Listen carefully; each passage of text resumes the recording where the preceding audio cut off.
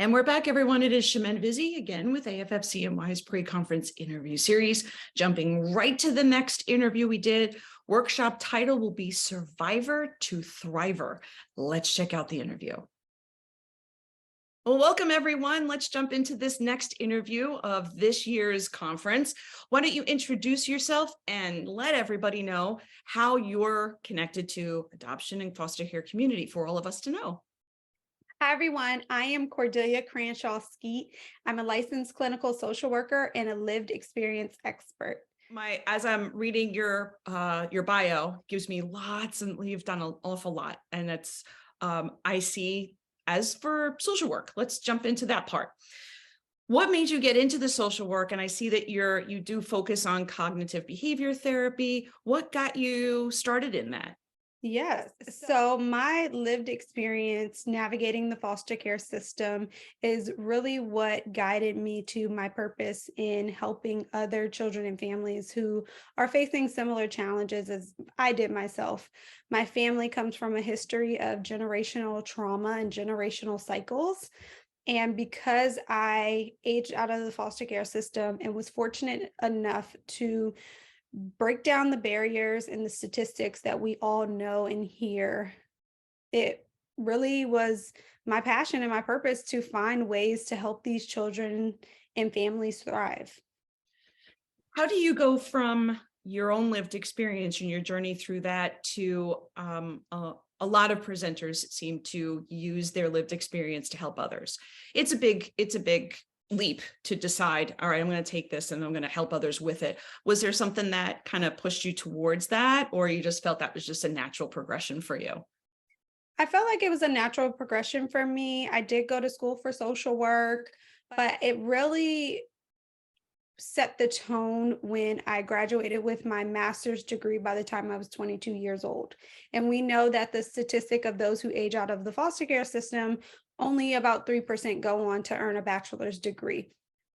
I used to have my community also ask me, how did I do what I've done to get to the life that I live today, where I've been crowned Miss District of Columbia USA 2019 and was able to use that platform to travel nationwide, debunking the myths that families who face trauma don't have the opportunity to heal or to thrive in their lives.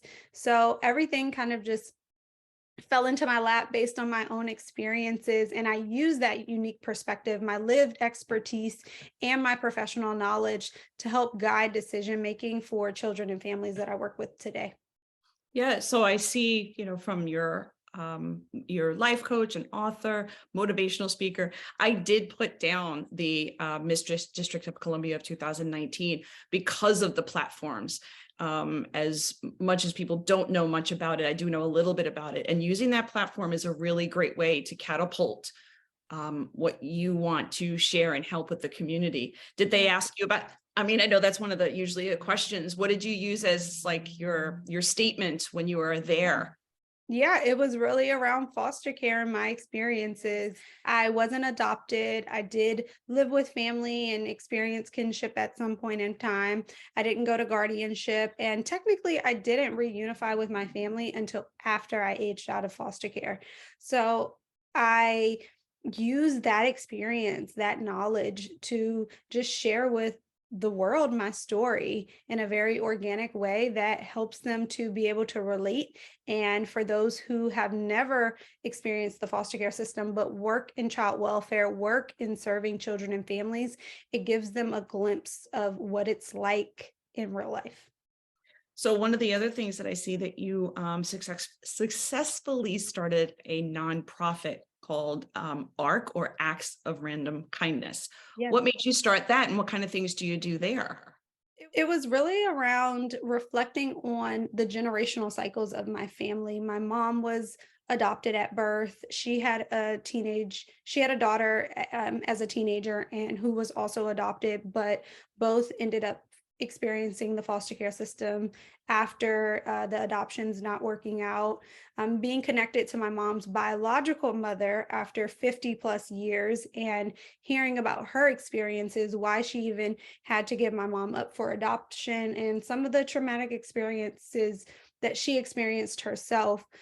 So really looking at my family history and understanding that the trauma that I experienced in my life was so deep rooted before I was even thought of, before I was even born, that it's so important for us to look at these cycles and to look at the generations of trauma that we often see when working with children and families, and to be able to put a stop to that, to be able to look at this perspective and understand how we can use things like cognitive behavioral therapeutic approach to begin to shape how other people see their lives and how they're healing and dealing with their trauma.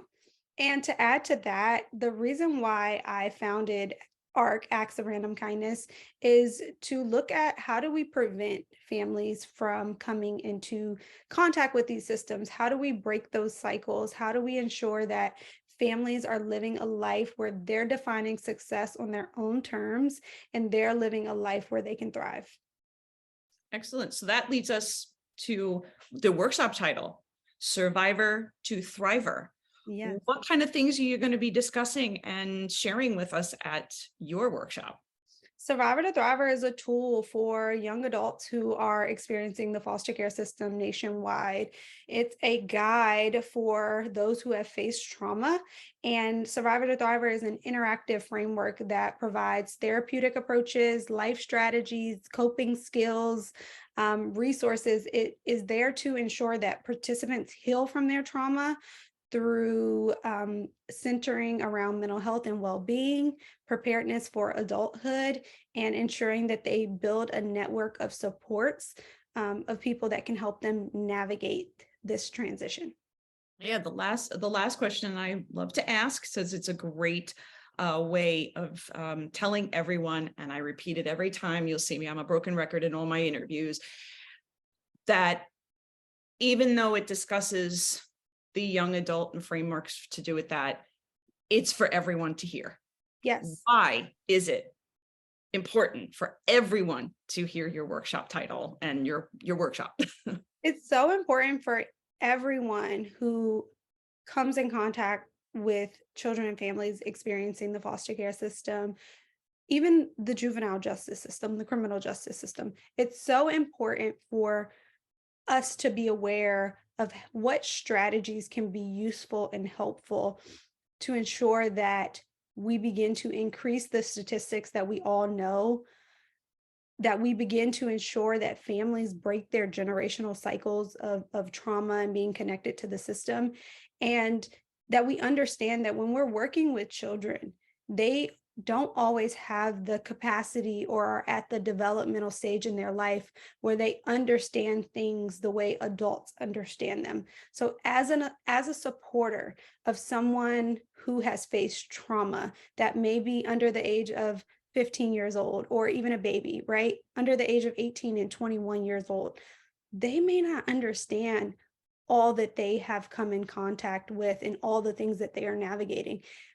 I have been able to be successful in my life because of the people who instilled hope in me. There were a lot of people who didn't, but those who did really are the people that I owe gratitude to for being able to help guide me and steer me in the right direction. And that's what Survivor to Thriver is all about. So, certainly, those working with children and families should absolutely hear these strategies on how we can ensure that young adults are navigating the system, regardless of their goal, in a way that they feel empowered to heal from their trauma, be connected to those who support them, and be prepared for their transition into adulthood.